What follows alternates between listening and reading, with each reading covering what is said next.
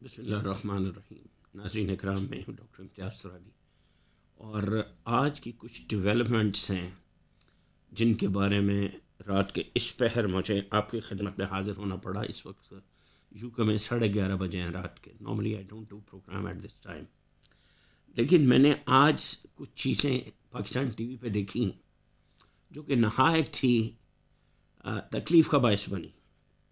उनमें सबसे पहली बात जो है वो है मौलाना फजलुर रहमान साहब और मरियम नवाज साहिबा की प्रेस कॉन्फ्रेंस।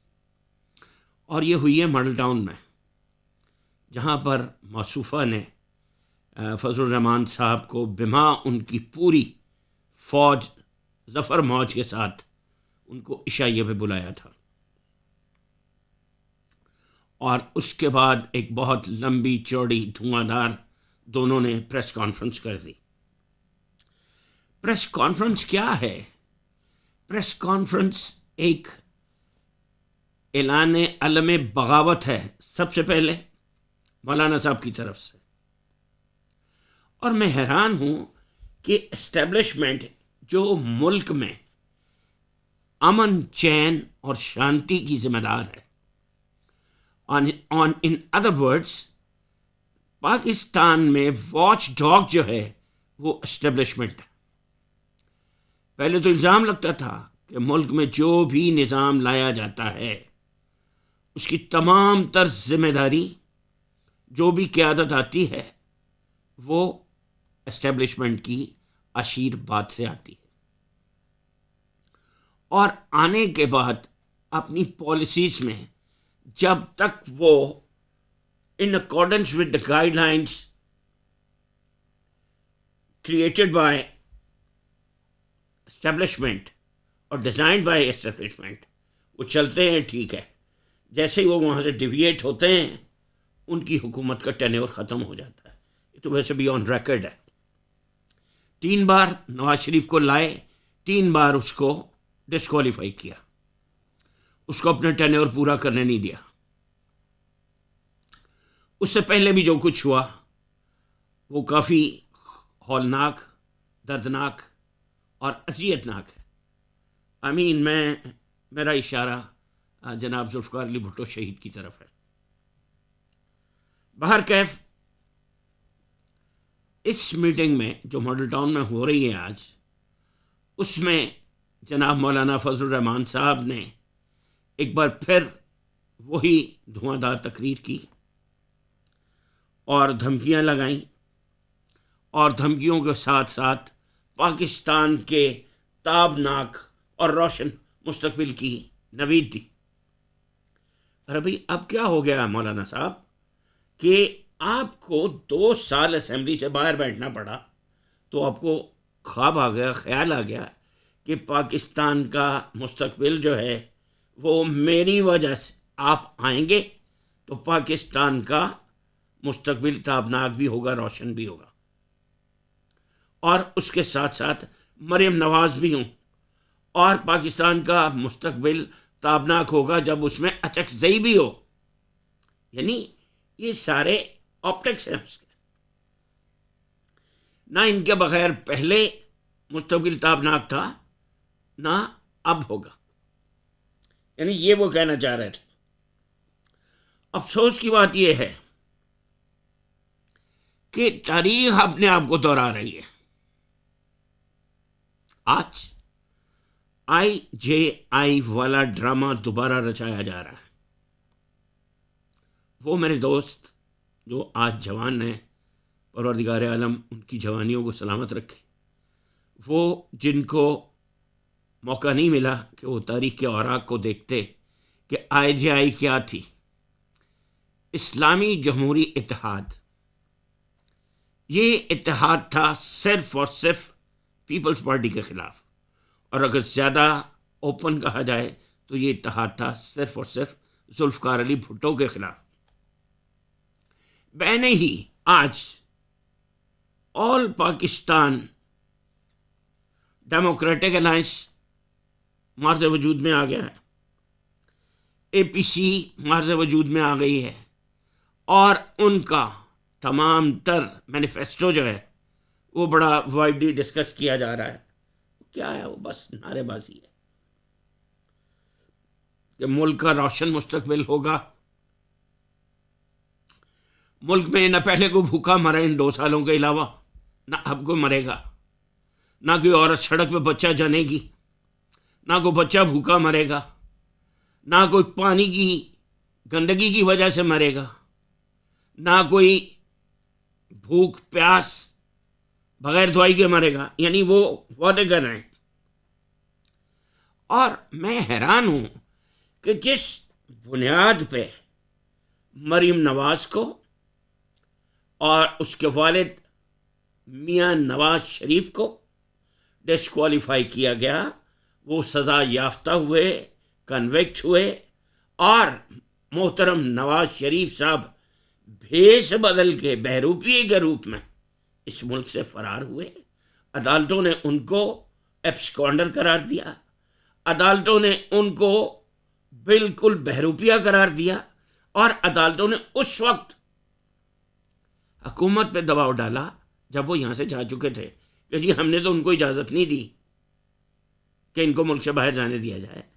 अरे यार, मुझे ये बताइए कि अदालत उस वक्त कहाँ थी जब एस्टेब्लिशमेंट ने जुल्फ़िकार अली भुट्टो को मौत से पहले मौत सुला दिया। उसकी तबई मौत जो कि फांसी से होनी थी, उससे पहले उसको मौत की नींद सुला दिया गया। किसने सुलाया? क्या आपने, अदालत ने उसकी इंक्वायरी कराई? क्या आज तक आपके वकाए नगार और जो मौके पर मौजूद थे वो बता सके कि जब उसको फांसी पे लटकाया गया वो जिंदा था या मार चुका था? बड़ा स्प्लिट है उसमें। बाहर कैफ अदालतों ने बहुत अच्छा रोल प्ले किया। पाकिस्तान की अदालतें वाकईतन अदालतें हैं, वहाँ पे अदल होता है, और आज तक अदल हो रहा है, और ता क़यामत होगा जब तक ये जजेस कायम दायम हैं। जजेस पहले पिरामिड की तरफ चलते हैं इस आश पे कि आज मैं सेशन जज हूँ, कल मैं इससे आगे जाऊँगा, परसों मैं उससे आगे जाऊँगा, फिर मैं हाई कोर्ट में जाऊँगा, फिर मैं सुप्रीम कोर्ट में जाऊँगा, फिर सुप्रीम कोर्ट का चीफ जस्टिस लगूंगा। अच्छा, ये सब कुछ हो गया, और जब वो हो गया टेन्योर पूरा हो गया। जब टेन्योर पूरा हो गया तो बस अब उनकी बादशाहत हो गई। मैं इंशाल्लाह किसी प्रोग्राम में जर्नल्स और इन जजेस, इनका वेज बिल अपनी कौम को पेश करूंगा कि ये जो जजेस लाखों नहीं करोड़ों केस पेंडिंग छोड़ के दुनिया से चले जाते हैं, करोड़ों केस पेंडिंग छोड़ के अपना टेन्योर पूरा करके चले जाते हैं, किसी कातिल को सजा नहीं मिलती, किसी चोर को सजा नहीं मिलती, किसी डाकू को सजा नहीं मिलती, और ये अपना टेन्योर पूरा करके अपनी सैलरी जो आज ड्रॉ कर रहे हैं उसका 60 से 70% पेंशन में लेते हैं, महल्लात जैसे घरों में रहते हैं, और एक फौज जफर मौज इनके नौकरों और चाकरों की होती, गाड़ियों की कतारें होती, 500-500 लीटर पेट्रोल मिलता है। अरे बाबा, ये सऊदी अरब है? ये क्या कतर है? ये क्या यूएई है? अरे पाकिस्तान है, जहां पे एक गरीब बहन की शादी करने के लिए अपना गुर्दा बेचता है। यहां पे एक गरीब आदमी के बच्चे को पैरासीटामोल का सिरप नहीं मिलता। मैं सिर्फ सुने सुनाई बात नहीं कर रहा, एक्सपीरियंस की बात कर रहा हूं। जाइए थर में, डायरिया की कोई दवाई नहीं मिलती, वहां पे पानी साफ नहीं मिलता। आज 21वीं सदी का यह हाल है पाकिस्तान का, और इस मुल्क के जजेस जर्नैलों के पक्ष को देखें आप, अदलिया को देखें, जर्नैलों को देखें। फौज से बड़ी हमदर्दी मुझे भी है, इज्जत मैं भी करता हूं, लेकिन फौज, माफ कीजिएगा, जर्नैलों का नाम नहीं है। जर्नैलों का नाम फौज नहीं है। जर्नैलों की करतूतें इंशाल्लाह बहुत जल्द आ जाएंगी सामने। एक की आई है और उसके बाद वो कहीं दिखाई नहीं दे रहा। मैं साफ कहता हूं, आसिम सलीम बाजवा बियॉन्ड मीन्स के असासाजात उसने क्या सफाई दी है जिसकी समझ सिर्फ इमरान खान को आई है? बड़े जर्नैल हैं, इनका भी हिसाब हो जाएगा। अब भी जर्नैलों के पास वक्त है कि अवामी नफरत से बचें। फौज की रिस्पेक्ट, उनका एहतराम, उनकी मोहब्बत दिलों में है अवाम के, लेकिन माफ़ कीजिएगा, जो बातें और जो स्ट्रेटजीज एस्टेब्लिशमेंट अपना रही है उसमें फौजी नहीं है। नवाज शरीफ भी कह चुके हैं, अवाम भी देख रही है कि फौज जर्नैलों का नाम नहीं है। फौज एक आम सिपाही का नाम है जो सबसे पहले अपने सीने को पेश करता है मुल्क के दिफा के लिए, मेरे सोने के लिए, मेरी औलाद के अमन चैन सुकून, बहन भाइयों के सोने के लिए। इज्जतों का मुहाफिज एक फौजी है, एक सिपाही है, एक हवालदार है, एक नायक, एक लाइंस नायक है। जर्नैल रिटायर होता है तो बेशुमार जमीन मिलती है, रिटायर होता है। और फौजी मरता है, क्या देते हो? सिपाही मरता है, क्या देते हो?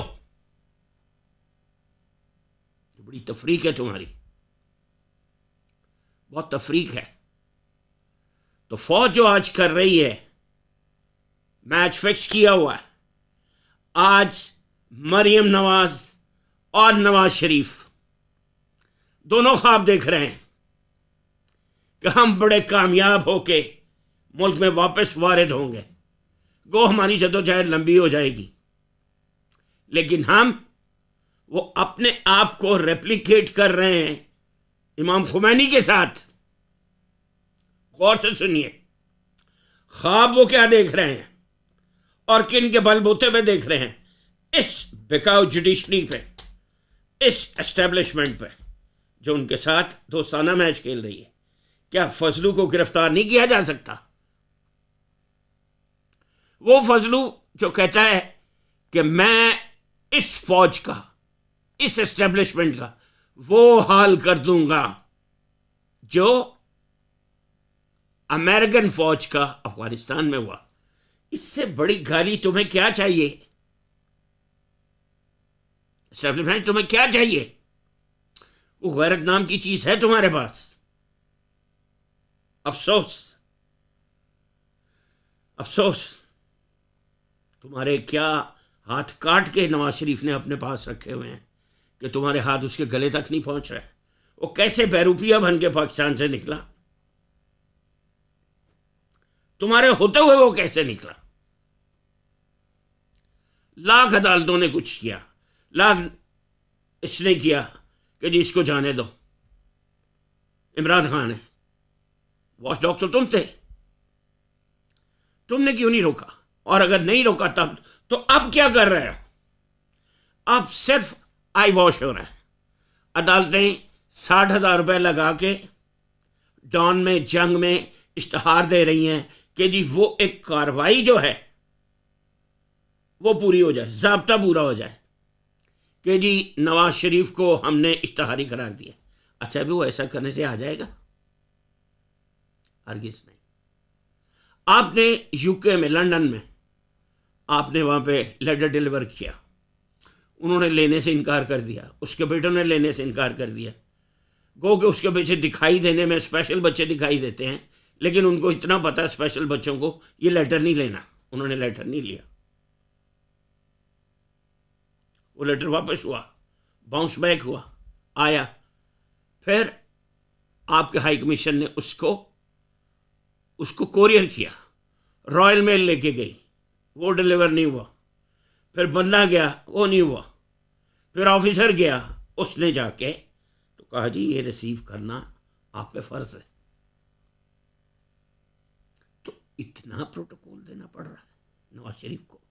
नवाज शरीफ क्या है? एक चोर। मैं उससे यही सवाल किया था ना अदालत ने कि जी आपके पास ये एवन फील्ड्स के फ्लैट्स हैं, बड़े कीमती हैं या बड़े सस्ते हैं? ये आपके हैं? हाँ जी हमारे। जी मेरे बच्चों के नाम है। कब से हैं? जी ये फलां साल के, फलां ईयर के हैं। अच्छा जी, तो जब वो कैलकुलेट किया गया तो बच्चे तो अंडर 18 थे। वो उनके हैं कैसे हैं बताइए। बताया जी ये दादा ने दिए थे, दादा ने पैसा दिया था तो ये उससे लिए गए। हाँ जी बिल्कुल दादा ने दिया, पोते को दे सकता है दादा, दिए होंगे। अच्छा ज़रा बता दीजिए कैसे दिए थे। वो आज तक वो ट्रेल आप नहीं दे सके। नवाज शरीफ साहब, आप पे जो चार्जेस हैं आप उनसे आंखें जानबूझ के बंद कर रहे हैं। यानी कि आपको पता नहीं कि आप पे चार्जशीट क्या है, ये नहीं कि मरियम नवाज को नहीं पता कि चार्जशीट क्या है, ये नहीं कि शहबाज शरीफ को नहीं पता कि उसके ऊपर चार्जशीट क्या है। पूरे ख़ानदान को पता है कि उनके खिलाफ चार्जेस क्या हैं। मसला ये है कि ये जिनको आप मुनसफ कहते हैं वो आपके चुनीदा हैं, आपने चुने थे, उनको अपॉइंट किया था।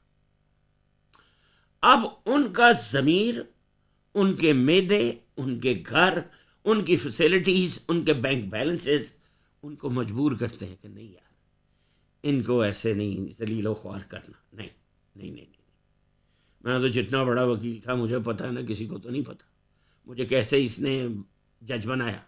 मैं कितना अच्छा जज था, कितना काबिल जज था, ये किसी को तो पता नहीं, मुझे तो पता है, मेरे ज़मीर को तो पता है। इसने मुझे रखा था।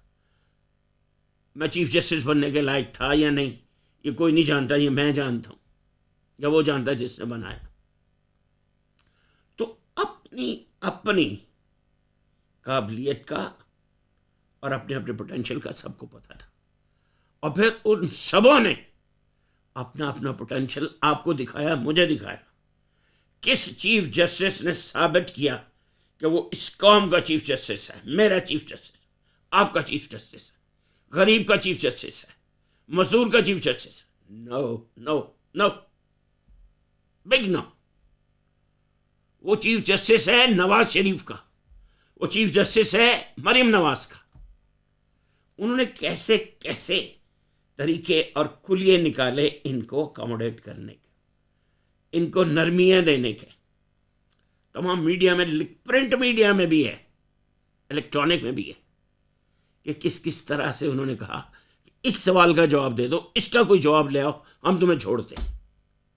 वो तो मजबूरी उनकी आ गई कि उनको कुछ ना कुछ करना पड़ गया, और उन्होंने कह दिया कि जी नवाज शरीफ साहब को हम और तो कुछ नहीं कर सकते, लेकिन यह है कि इनको अकामे पे डिस्क्वालीफाई करते हैं। अकामा, व्हाट अकामा,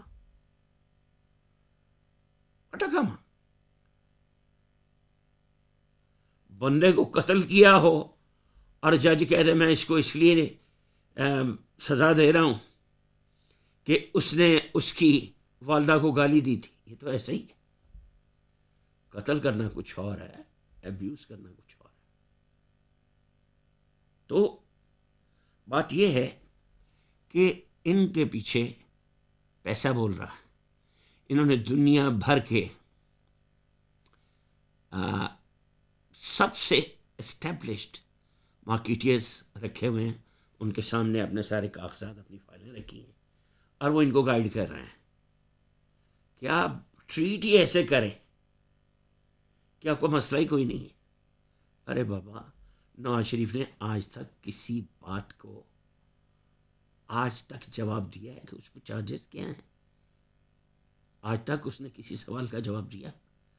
क्या कोई जर्नलिस्ट उसकी प्रेस कॉन्फ्रेंस में पहुंचा जिसने उससे पूछा हो कि नवाज शरीफ साहब आप ये तो बताइए आपके प्लेटलेट्स इस वक्त क्या काउंट है, उनका वॉल्यूम क्या है, उनकी एक्सटेंडेड लाइफ कितनी है, और उसके लिए आप ट्रीटमेंट क्या ले रहे हैं, आपका कंसल्टेंट कौन है, और क्या इस बीमारी का पाकिस्तान में कोई इलाज नहीं है? क्या उधर कोई इस बीमारी का कोई मरीज ही नहीं है?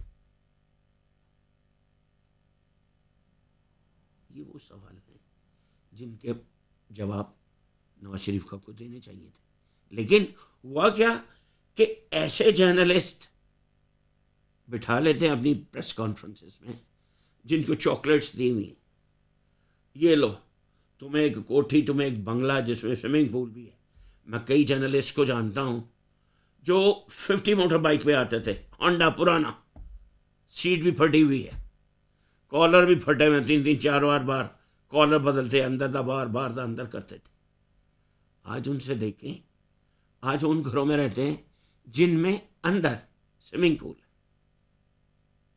हर आदमी घर से प्रोग्राम कर रहा है, स्टूडियो घर में, इक्विप्ड स्टूडियो है। कुछ ऐसे हैं उनके पास बहुत कुछ है, needless to talk about that. वो इधर की भी बात करते हैं, उधर की भी बात करते हैं, समझे? तो नवाज शरीफ साहब ने, इनकी मेंटेलिटी रियाज मलिक जैसी है। कौन रियाज मलिक? जिसने पूरा कराची उनसे लिया, जरदारी साहब से रिश्वत में लिया। किस रिश्वत में? एक जरदारी हाउस, बिलावल हाउस बना के दिया लाहौर में, काफ़ी बड़ा बना के दिया, और उसके जवाब में उनको बेशुमार सस्ती तरीन कौडियाँ दे पा ज़मीन कराची में मिल गई। और अल्लाह पाक के फजल करम से इन हुकूमतों ने, जो भी हुकूमत जिम्मेदार है, जो भी अदालतें जिम्मेदार हैं, उन्होंने उससे क्या लिया? आज भी उसके पास जहाज़ हैं, आज भी उसका बिजनेस बहुत फ्लरिश्ड है। इन्होंने मुल्क का क्या सोचा? गरीबों का जिनका पैसा उसने पिया था, साइफन किया था, उसका क्या किया? एक छोटी सी किस्त लगा दी, वो भी वो दे दे ना दे ना दे। कहाँ है इंसाफ? सिर्फ ये नहीं कि नवाज शरीफ के केस में जो अमीर है, जो पैसे वाला है, वो एक और लड़का था कराची का, needless to talk about that, उसने किसी को कत्ल कर दिया था और साकिब निसार साहब ने उसको विजिट किया था जेल में। तो वो लड़का साकिब निसार को देख के टीवी देख रहा था, तो उसने कहा कि तू अठे की लेना के।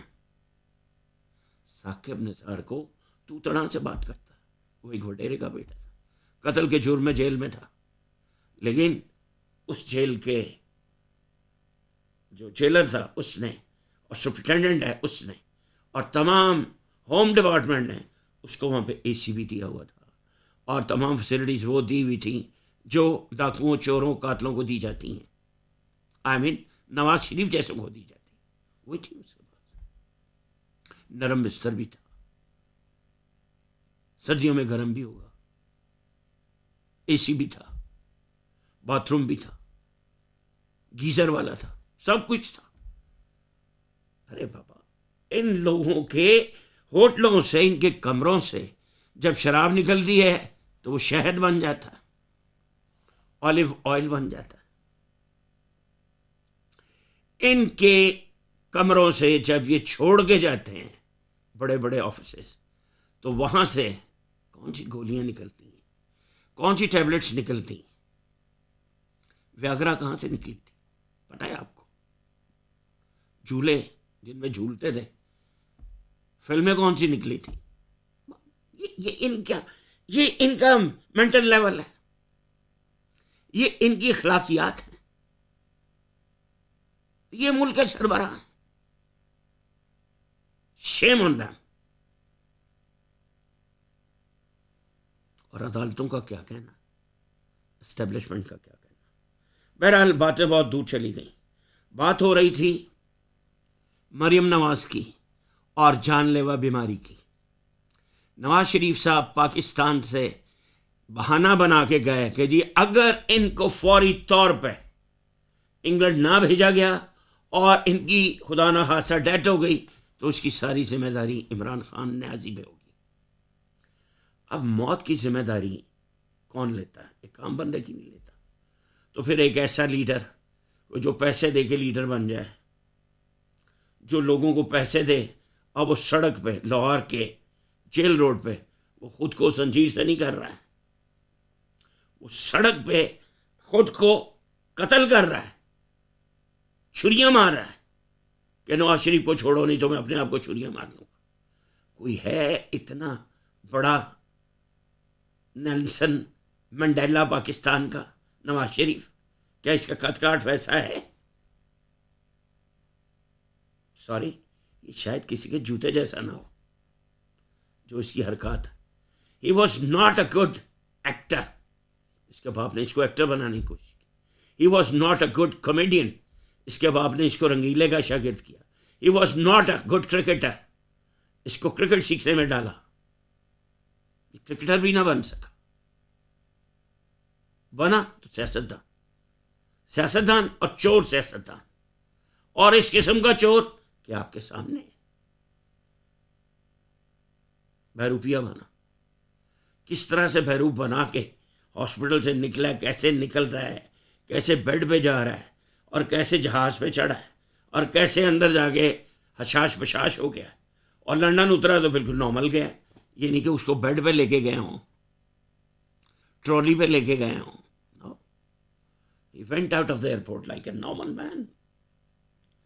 इसके बावजूद एस्टेब्लिशमेंट जो है आज उसके खिलाफ बड़ा सॉफ्ट हैंड रखती है। तो ऐसी एस्टेब्लिशमेंट को भी सलाह, छोड़ो, तुम निकलो बाहर, एस्टेब्लिशमेंट को छोड़ो। You are no more watch dog. Don't wait for that time कि पब्लिक तुम्हारे खिलाफ सड़कों पे हो, पिंडी में हो, जीएचक्यू के बाहर हो, इस्लामाबाद में हो। वो दिन दूर नहीं। जो तुम लोगों ने ये प्यार मोहब्बत बढ़ा लिया है फजलू जैसों से, अचकजई जैसों से, नवाज शरीफ जैसों से, जरदारियों जैसों से। क्या किया तुमने अब तक जरदारियों का? तुमने क्या किया बिलावल का? उसको तुम्हारी अदालत ने भी बड़ा, चीफ जस्टिस शाकिब निसार ने बड़ा सॉफ्ट हैंड से लिया। आपने क्या कर लिया? फिर कभी किसी प्रोग्राम में बाउंड्रीज की बात करेंगे कि तुमने ईस्ट पाकिस्तान बनने के बाद 95,000 पाकिस्तान के फौजी POWs बन गए थे। गुली डंडा सी उन्होंने कोल, वो बन गए थे वहां पे, उनको वो लेके आया था, और यहां पे आके वो सारी फैसिलिटीज आज भी लेते हैं आप, medical, then rest of the facilities. कभी देखो तो सही वेज बिल क्या है, इस गरीब कौम का खून किसने पिया है? कभी देखो तो सही टोटल बजट का कितना फौज खा जाती है, करती क्या है? नवाज शरीफ जैसों को पालती है, फजलू जैसों को पालती है। फजलू ने एक भड़क लगाई है, आप सारे फ्लैट हो गए। नवाज शरीफ की बेटी एक भड़क मारती है, आप सब ठंडे हो जाते। क्या कर रही है वो पाकिस्तान में? अभी तक वो बाहर क्या कर रही है? अब वो सारी मोबिलाइज कर रही है। इस तारीख को लाहौर में, इस तारीख को गुजरांवाला में, इस तारीख को कराची में, और वो कह रहा है कराची से समुंदर उबड़ आएगा। आ जाएगा, पैसा है उनके पास, नवाज शरीफ है उनके साथ, ट्रक, गाड़ियां, ट्रेन सब जाएगा कराची, और वो बताएंगे कि दुनिया हमारे साथ है। तमाम जर्नल्स खुल के सुन लें, अब वो 71 नहीं है, ये ईस्ट पाकिस्तान नहीं है, वेस्ट पाकिस्तान है। पंजाबी अगर नारा लग गया है तो लग जाए, लेकिन जनरल साहब, जब अवाम आपके खिलाफ उठ खड़ी हुई, नफरत जर्नैलों के खिलाफ बढ़ गई, तो इसको बुझाए कोई नहीं बुझ सकेगी, ये आग बुझाए नहीं बुझ सकेगी। आप सोच लें कि आपकी बेहतरी किस में है। या तो आप बिल्कुल न्यूट्रल हो जाएं, या फिर आप वो करें जो आपको करना चाहिए। बस इससे ज़्यादा मैं आज की सिटिंग में कोई बात नहीं करनी चाहता। बहुत ज़्यादा प्रेशर है मुझ पे, और मैं प्रेशर से याद आया, मरीम नवाज साहिबा कहती हैं कि जुडिशरी पे बहुत प्रेशर है। आज की प्रेस कॉन्फ्रेंस, इसको किस जज ने बताया कि मुझ पे बहुत प्रेशर है? साबित करता है, इसकी बॉडी, इसकी लैंग्वेज साबित करती है कि she is in close contact with judiciary, and judiciary वाले उनको बताते हैं कि हम पे बहुत प्रेशर है। तो जुडिशरी एंड एस्टेब्लिशमेंट, ये दोनों, इनकी डायरेक्शन ठीक नहीं है फॉर पीपल ऑफ पाकिस्तान। जब अवाम खड़े हो गए तो इन्होंने बड़ी बड़ी हुकूमतों को, बड़े बड़ी ताकतों को उल्टा के रख दिया है। आप कोई शय नहीं। बस इसके साथ मैं इजाज़त चाहूँगा, और इजाज़त लेने से पहले मैं अपने देखने और सुनने वालों से गुजारिश करूँगा कि मेरा ईमेल एड्रेस नोट कर लें। आई अप्रिशिएट कि अगर कोई क्वेश्चन हो तो मैं उसका जवाब दूंगा आपको। मेरा ईमेल एड्रेस है Masumin TV, Masumin spellings MASUMIN TV, Masumin TV @gmail.com। तो अंटिल नेक्स्ट टाइम मैं आपसे इजाज़त चाहूँगा। खुदा हामी और नासिर। पाकिस्तान जिंदाबाद।